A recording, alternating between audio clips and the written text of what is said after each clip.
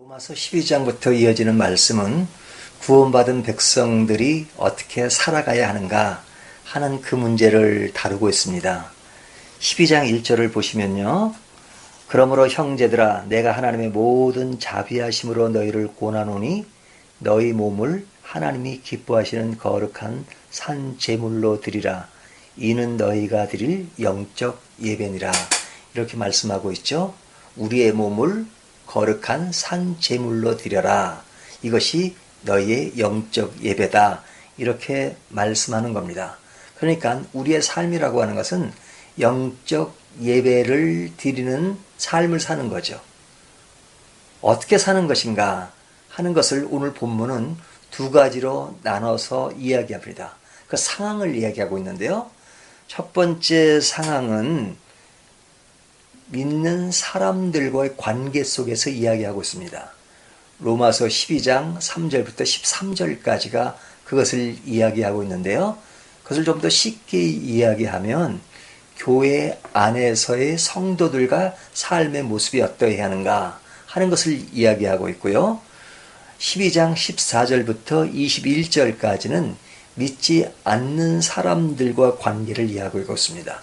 그들과의 관계, 그것에서 믿는 사람들이 사는 모습이 어떠해야 되는가? 그 어떠해야 되는 그것이 영적 예배라는 것이죠. 자, 이 말씀을 우리가 잘 염두에 두고 살펴볼 필요가 있는데요. 오늘 본문 자체가 어렵지는 않습니다. 그냥 읽으면서 하나하나를 보면 그냥 쉽게 이해될 수 있는 말씀이에요. 그런데 그 말씀을 실천하기가 어려운 거죠. 그런 의미에서 오늘 말씀을 보면서 그 말씀 속에 본문 이해를 넘어서 그 속에 내가 부족한 부분이 무엇인가 하는 것들을 발견하고 그 부족한 부분들을 하나하나 정리해가는 그런 것이 더 유익한 말씀으로 받는 것이 아닌가라는 생각이 듭니다. 자, 오늘 첫 번째 말씀은 믿는 사람과의 관계인데요. 믿는 사람들과의 관계는 비교적 코드가 맞죠. 코드가 맞는 이유가 무엇일까? 11절을 보면요. 부지런하여 게으르지 말고 열심을 품고 주를 섬기라 그러죠. 주를 섬기는 입장이 우리 교회 안에 있는 사람들의 모습이잖아요. 함께 주를 섬기는 자입니다. 그뿐만 아니라 10절을 보면요. 형제를 사랑하여 그러죠. 우리의 관계를 형제라고 이야기하고 있죠. 그러니까 주를 섬기는 자로서 하나님의 자녀로서 우리들은 형제단 말이죠. 그렇게 살아가는 사람들이기 때문에 코드가 맞는다고 할 수 있지요. 여기서 코드가 맞는다는 것은 서로가 지향하는 방향이 같은 것이죠. 그리스도 안에 있다 하면서도 그 방향이 같지 않다 그러면 그것처럼 어려운 일은 없을 겁니다. 그런데 이렇게 살아가는 사람들이 어떤 삶을 전제로 해야 되느냐? 9절을 보면요. 사랑에는 거짓이 없나니 악을 미워하고 선에 속하라. 이렇게 말씀하고 있죠. 악을 미워하라. 이렇게 말씀하고 있죠. 자, 악을 미워하는 것은 매우 매우 중요한 것입니다. 우리가 삶의 현장에서 늘 느끼는 것이 악한 분위기가 우리를 지배하고 있잖아요.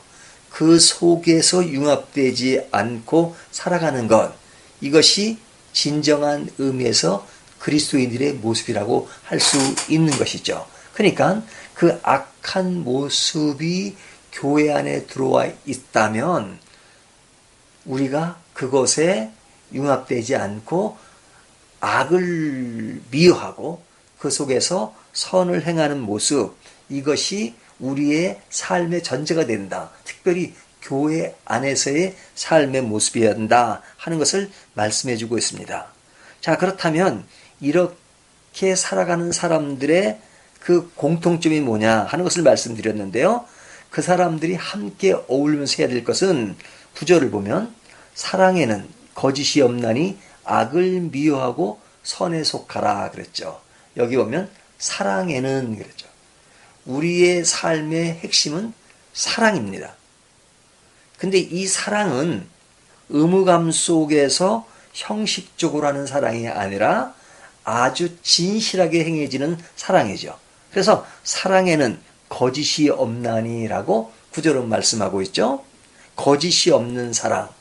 이 사랑 안에서 우리들이 해야 될 일은 뭐냐? 10절을 보면 형제를 사랑하여 서로 우애하고 존경하기를 서로 먼저 하며 우애한다, 존중한다 이런 말씀이 나오잖아요. 근데 이 존중은 어떻게 해요? 먼저 존중해야 된다는 거죠. 우리가 서로를 만나면 인사를 할 때 상대방이 나에게 인사를 하면 내가 인사를 하고 인사를 안 하면 안 한다가 아니라 내가 먼저 나서서 인사할 수 있는 자세, 그것을 이야기하고 있는 거죠. 그러니까 서로 우애하고 존경하는 겁니다.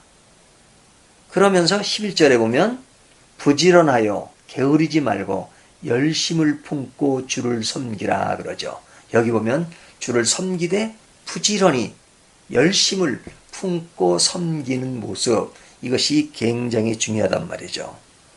그런데 이런 가운데 살아갈 때 우리에게 어려움이 없는 것은 아닙니다. 같은 교인이라 하더라도 어려움이 있어요. 그래서 그 어려움을 12절을 보면요.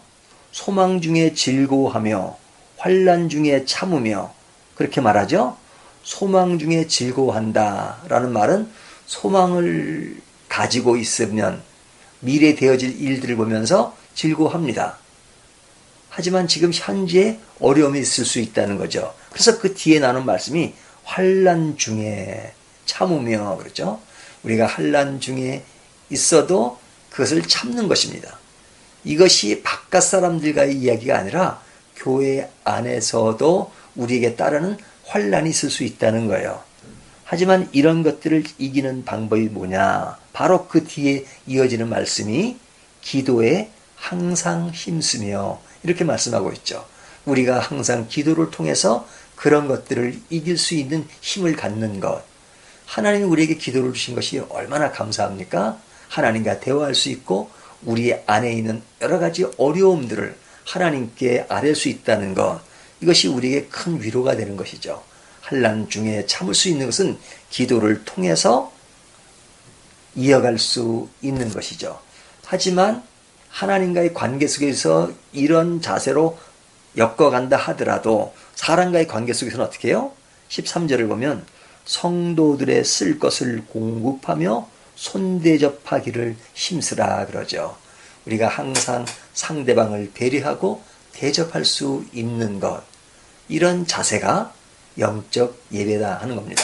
우리가 예배하면 교회 예배 시간에 모여서 기도하고 말씀 듣고 찬송 부르고 하는 것을 예배라고 하잖아요.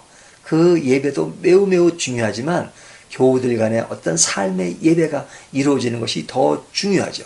그 삶의 예배가 전제된 의식 예배가 귀한 것이죠. 그러니까 교우 간에 서로 손대접하기를 힘쓰라. 그리고 기도하는 것, 이것을 말씀하고 있어요. 그 다음에 이제 이어지는 14절 말씀은 믿지 않는 자와의 관계를 말하는데요. 이들과의 관계가 어떤 것인가 하는 것을 이야기하면서 그 전제가 14절을 보면요. 너희를 박해하는 자를 축복하고 저주하지 말라 그러죠. 여기 박해하는 자를, 자, 우리가 믿지 않는 사람과의 관계를 보면 모든 사람이 그런 건 아니지만 우리가 코드가 다르기 때문에 그것으로 오는 박해가 있을 수 있죠. 박해가 있다는 걸 전제합니다. 17절을 보면 아무에게도 악을 악으로 갚지 말고 그러죠. 여기 악이라는 말이 나오죠. 우리 주변 환경이 악한 분위기에 있다는 것을 전제합니다. 또 19절을 보면 내 사랑하는 자들아 너희가 친히 원수를 갚지 말고 그러죠. 자, 원수. 원수는 어디나 있을 수 있지만 특별히 바깥 삶 속에서 원수가 있을 수 있다는 거죠. 그러니까 우리 주변 환경이 더 안 좋을 수 있어요. 하지만 그런 가운데 사는 우리들이 어떤 모습을 지내야 되느냐. 16절을 보면요. 서로 마음을 같이 하며 높은 데 마음을 두지 말고 도리어 낮은 데 처하여 스스로 지혜 있는 채 하지 말라. 여기 우리와 코드가 맞지 않는다 그래서 그들을 배척하는 것이 아니라 그들이 기뻐하면 함께 기뻐해 주고 그들이 슬퍼할 때 같이 슬퍼해 줄 수 있는 마음, 그런 것이 중요하죠. 자, 그런 가운데서 16절은 너희가 낮은 곳에 처해서 잘난 체를 하지 마라. 우리가 믿지 않는 사람들 대할 때 뭐 앞에서 일부러 잘난 척을 하진 않죠. 하지만 속으로 은근히 저 사람은 믿음이 없으니까 잘 몰라. 그런 경우가 많잖아요. 예를 들면 아내들은 예수를 믿고 남편들이 믿지 않는 경우가 있습니다. 그리고 그들이 믿지 않다가 예수를 막 믿기 시작할 때 있어요. 그럴 때 아내들이 갖는 태도를 보면 우리 남편은 예수를 이제 믿어가지고 너무너무 이런 걸 몰라요.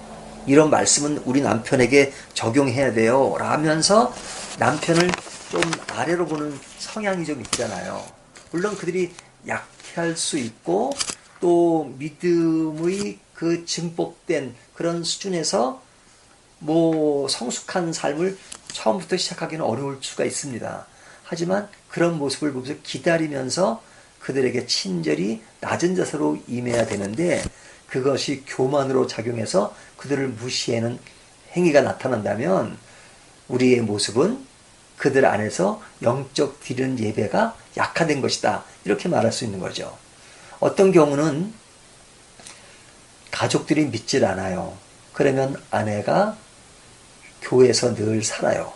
그러면 그 가족들이 어떤 불만을 토로하냐면 우리 엄마는, 제 아내는 교회에서만 살지 집에서 밥도 제대로 해놓지 않고 청소도 하지 않고 살아요. 그렇게 말한다면 그것은 그들에 대해서 그리스도인의 산 제물로 드리는 것, 또 영적 예배가 약한 부분이다. 이렇게 말할 수 있는 거죠. 그 다음에 이제 하는 얘기가 14절을 보면요. 너희를 박해하는 자를 축복하라. 축복하고 저주하지 말라. 그런 말씀을 하죠. 그들을 어떻게 하라고 말씀하고 있어요? 그들과 함께 어울리면서 그들을 축복하라. 저주하지 말라 하는 말씀은 저주할 만한 상황이 벌어질 수 있다는 거죠. 하지만 그런 가운데서도 그들을 위해서 축복하는 자세, 이것이 중요하다는 겁니다. 또 아까도 말씀드렸지만 15절을 말씀을 보면 이렇게 이야기하고 있죠. 즐거워하는 자들과 함께 즐거워하고 우는 자들과 함께 울라. 그들을 바라보면서 그들이 좋아할 때, 즐거워할 때 같이 즐거워해주고 또 같이 슬퍼해줄 수 있는 것. 그들이 즐거워하는 부분이 우리들과 좀 생각의 차이가 있는 것이라 할지라도 그들이 기뻐하니까 함께 기뻐해 줄 수 있는 것, 그런 것이 중요하죠.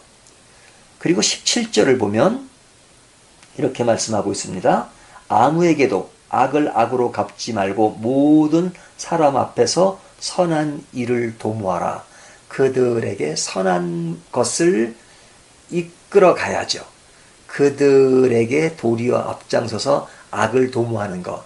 그들이 어떤 그릇된 생각을 가지고 있을 때 동조해서 맞아. 그래도 하면 돼. 그렇게 하면 돼. 라고 말하는 것은 악을 도모한다고 말할 수 있죠. 그들에게 낮은 자세로 또 이끌어 가되 선으로 이끌어가는 자세, 이것이 필요하다는 것을 말씀하고 있는 거죠. 그러면서 그들에게 동화되지 않는 삶, 이것을 이야기하는 겁니다. 그리고 18절을 보면 할 수 있거든 너희로서는 모든 사람과 더불어 화목하라.